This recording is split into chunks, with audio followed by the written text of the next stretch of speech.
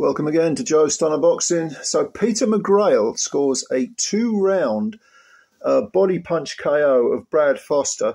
I don't think it's necessarily surprising that McGrail beat Foster. I think it's the manner in which it was done. It was a brilliant left hook to the body in the second round, which put Foster on all fours. Foster's face, I mean, he was in agony, absolute agony.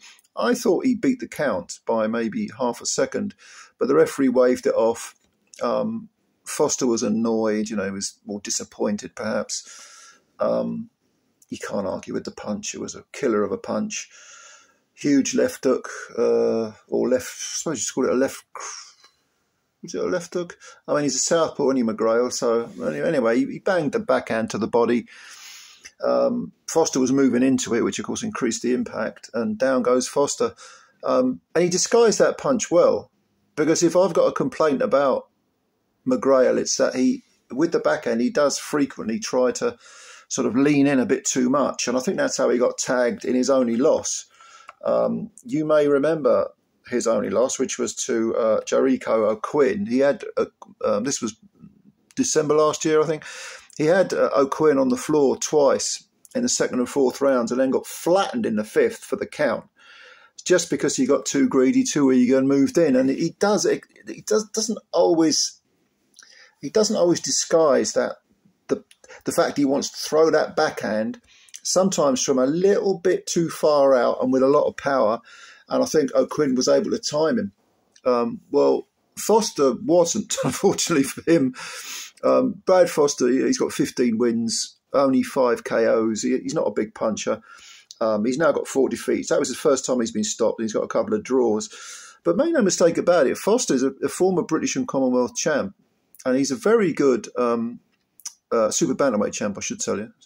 But he's a very good fighter, very good domestic level fighter. And for him to just be sort of swatted aside by McGrail, yeah, it's an impressive win for McGrail. McGrail's 28, so he's not ultra young, but he's by no means old. Foster's, by the way, I thought he was older, but he's actually 26. But McGrail, you'd think he's probably in his prime, probably not going to get that much better. Although once you get to the top of the game, the sort of difference in ability, in schooling, in technique is very, very slight. I mean, you make these tiny little improvements, and that can be the difference between winning and losing against the elite. I think the jury's still out regarding world-class honours, but there's no doubt McGrail is, he's going to at the very least be a very good European level fighter. I would say probably fringe world. Ideally, he wants to get Jericho O'Quinn back in the ring, and he was on the verge of knocking him out in their first fight, and then he got chinned. But he'd like to sort of, rectify that little mistake. He won a 10-round decision over Mark Leach in his last fight. Excuse me. And Leach, again, is a good domestic level fighter, but he couldn't get rid of him. He completely dominated him, won virtually every round, if not all the rounds. So he's had 2 wins coming off the O'Quinn defeat.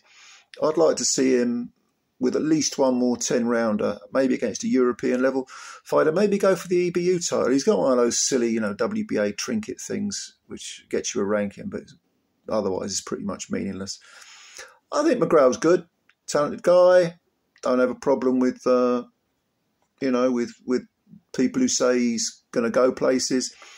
But world level, world titles, I would say the jury's still out there. But it's up to us to prove. Oh, it's up to him to prove us wrong, isn't it?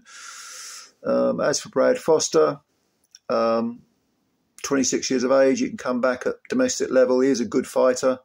You just get caught with a body punch and you can't recover. You can't blame someone for. It's kind of it's like getting chinned with one punch. You get caught with a big body punch, suddenly it's all over, and then like a minute later you're still throbbing. You're still gasping for breath, but you're feeling okay. You feel you could have gone on, but 10 seconds from a good body punch is usually just not enough time. Anyway, what did you think? What do you think of Peter McGrail? How far do you think he's going? Let me know your thoughts. And yeah, thank you very much for watching. Subscribe to the channel if you're new and hit the like button. That always helps us out. Much appreciated, of course. And I will speak to you soon. Bye for now.